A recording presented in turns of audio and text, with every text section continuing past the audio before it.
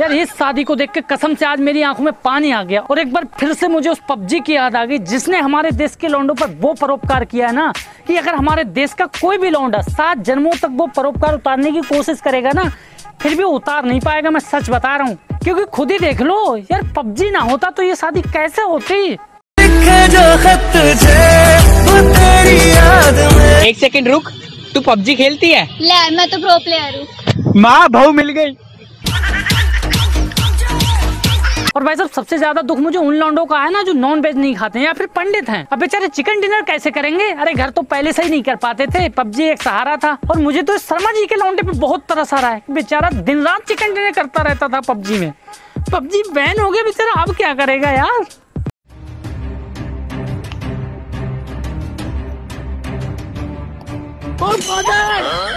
ये chicken dinner, चलो dinner पे। अब बताओ इस पबजी को मैं कैसे कोटि कोटि प्रणाम ना करूं? अरे किसी का घर बसाना मामूली बात है क्या भैया? बहुत पुण्य का काम है यार। और वैसे भी हमारे देश की लौंडियों ने दिया ही क्या हम सिंगल लौंडों को सिवाय धोखे के। वो तो शुक्र है इस पबजी का जिसकी वजह से कम से कम हमारे सिंगल लौंडों की शादी तो हो रही थी।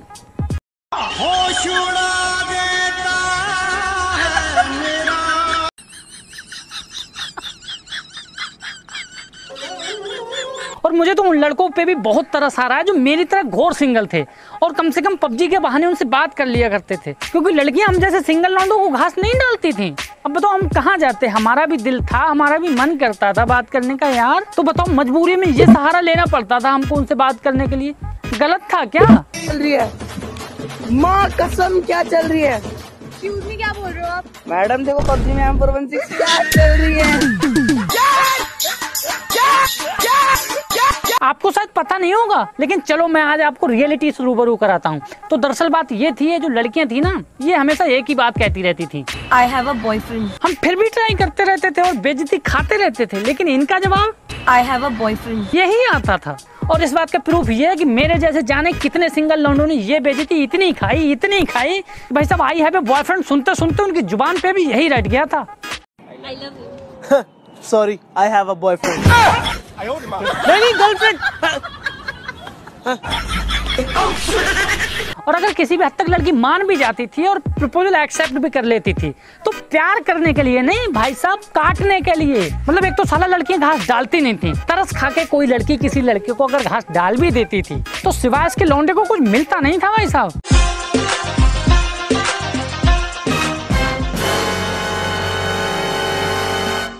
आज भी ख्याल तेरा सोने नहीं देता, आज भी मुझे किसी का होने नहीं देता।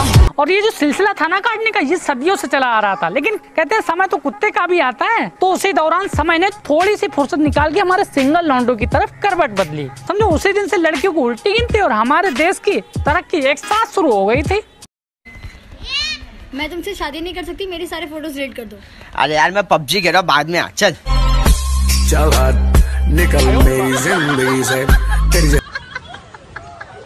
और ये एक केस नहीं था, मुझे तो ऐसा प्रतीत होता था कि मानो भगवान ने स्वयं ये सब्जी हम सिंगल लौंडों को भेजकर आदेश दिया है कि बेटे जाओ, अब तुम रूख ही नहीं खाना, तुम सब्जी के साथ खाना। तो ये सही बात है, क्योंकि एक समय था कि जब लड़कियां लड़कों से ब्रेकअप करती थी और ये सब्जी आने के बाद लड़के लड़कियों से। हाँ भाई चल चल चल, बेबी ड्रॉप के पास चलेंगे। बेबी सुनो ना, बेबी सुनो ना। हाँ वो कार उठा ले भाई। ले अब उठा ले कार, अब उठा ले। निकाल भाग यहाँ से। वाह प्रभु वाह। नहीं ये बात सच है कि जब तक हमारे लौंडों ने ये सब्जी नहीं खाई थी तब तक हमारे लौंडों को जो हाल था ना वो ये था। हाय, I have a boyfriend। साल बदल रहा है, उसको भी बदल डाल। और कुछ लड़कियों ने तो हमारे सिंगल लौंडों को इतना दुख पहुंचाया था, इतना हर्ट पहुंचाया था कि बेचारे आज देवगन बनने पे मजबूर हो गए थे। करियर तो भाड़ में छोड़ ही दिया था, साला खुद को खत्म करने पे आ गए थे। इश्क किया था उसकी सजा भी मैंने पाई। मगर मैं कोटि कोटि प्रणाम करना चाहूंगा उस ऊपर वाले का जिसने हम सिंगल लौंडों को ये सब्जी भेजकर उन सभी लौंडियों से बदला लेने का अवसर प्रदान किया यार। नहीं सही में, अब हमारे लौंडों ने भाई साहब इन लौंडियों की वो हालत कर दी थी कि खुद ही ब्रेकअप करने पे मजबूर हो गई थी यार। आप सिंगल हो या मैरिड? सिंगल। आपको कैसा लड़का चाहिए?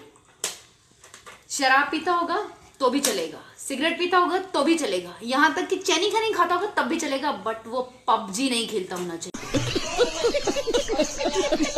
मगर यार जब से सब्जी की छत्र छाया हमारे लौंडों पे पड़ी थी ना, तो फायदा तो बहुत नजर आ रहे थे, मगर थोड़े ज्यादा फायदा नजर आने लगे थे यार, क्योंकि इनकी पढ़ाई तो उस लेवल की हो रही थी ना कि पूछो ही मत। और अंग्रेजी में तो इन्होंने भाई साहब टॉपर्स को फेल कर दिया था। अब आप खुद बताओ, आपको पबजी की फुल फॉर्म पता है? नहीं पता होगी भाई साहब।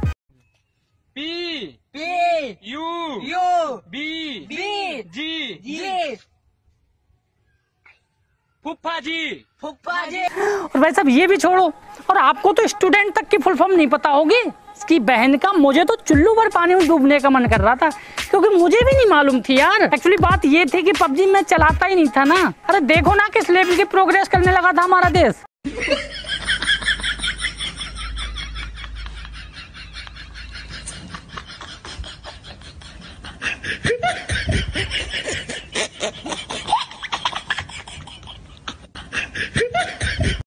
पबजी बैन हो गया, मुझे बड़ा दुख हो रहा है। अच्छा खासा देश की तरक्की में लगे हुए थे लौंडे, अब किसकी तरक्की करेंगे जब पबजी नहीं रहा तो। बेचारों में कितनी शिद्दत थी यार, देखो ना।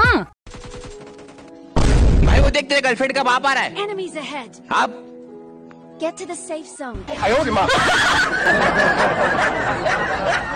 और मैं तो यार ये सोच में पड़ गया था कि आखिर ये लौंडे इतनी तरक्की कर कैसे पा रहे हैं, आखिर रीजन क्या है। तो भैया कैसे नहीं कर पाते, स्ट्रगल देख रहे हो तुम उनका। यहाँ साला टच फोन में पबजी चलाना मुश्किल पड़ जाता, और वो नो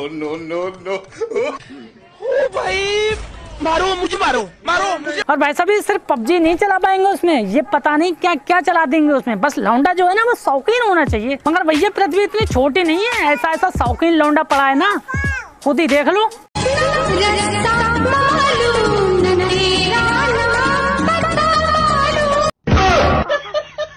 देखा, मैं साला तभी कहूँ कि ये लौंडे इतनी तरक्की क्यों कर पा रहे हैं यार। अरे जज्बा है उनके अंदर, और ऐसा वैसा जज्बा नहीं भाई साहब, फार जज्बा। क्योंकि जब ये पबजी खेला करते थे ना, तो मुझे तो ये लगता है कि इनकी आत्मा निकल के जो है उसी गेम में चली जाती है, क्योंकि इनको बॉडी का तो जो है होश रहता नहीं है। Right, oh my god, right, oh no यार, एक साथी बन गया यार। और ये इतने हार्ड वर्किंग नहीं थे। अरे इनकी हार्ड वर्किंग की मिसाल तो तुम अब दोगे, क्योंकि ज्यादातर लौंडे जो है ना वो मोबाइल में पबजी खेला करते थे, लेकिन ये भाई साहब रियल लाइफ में उतर आए थे। तो बताओ देश कहाँ तक तरक्की नहीं करता भाई।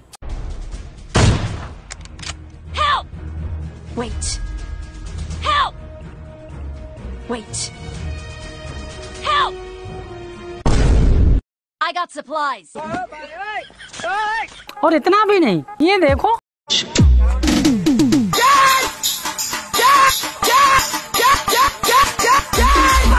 मगर बात यहाँ पे आती है, जब आपका देश पबजी से इतनी तरक्की कर रहा था तो फिर बैन क्यों किया? तो भैया इसका जवाब ये है कि इस तरक्की में सिर्फ लौंडे ही शामिल नहीं थे, पिल्ले भी शामिल थे, जो लौंडों से अच्छा खेल रहे थे। अब अच्छा खेलेंगे तो बैन तो होगा ही, जाहिर है।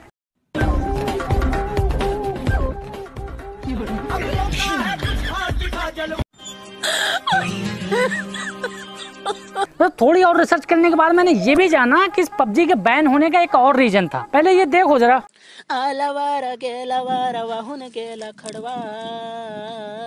भाई साहब इस गाने की जो लैंग्वेज है ना, इसको डिकोड करते करते हमारे साइंटिस्ट मर गए थे, लेकिन डिकोड नहीं कर पाए, लेकिन पबजी प्लेयर ने इसको डिकोड कर दिया। अब एक बात बताओ, जब ये साइंटिस्टों का काम ये पबजी प्लेयर करने लगेंगे तो साइंटिस्ट के घास छोलेंगे?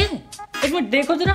आला बारा केला बारा, दरअसल इस गाने में बहुत बड़ा रहस्य छुपा हुआ है। आला बड़ा अर्थात आलू का बड़ा, केला बड़ा अर्थात केला का बड़ा, वहु न केला खड़वा अर्थात वुहान में खड़े केले के पेड़ के नीचे, पानी अड़वा अर्थात पानी और अंडा। आपको शायद पता नहीं होगा, टिकटॉक भी इसलिए बैन हुआ था, क्योंकि दरअसल बात ये थी ना कि टिकटॉकर्स जो थे वो इंडिया के सारे धंधे बंद कराने पे तुले हुए थे।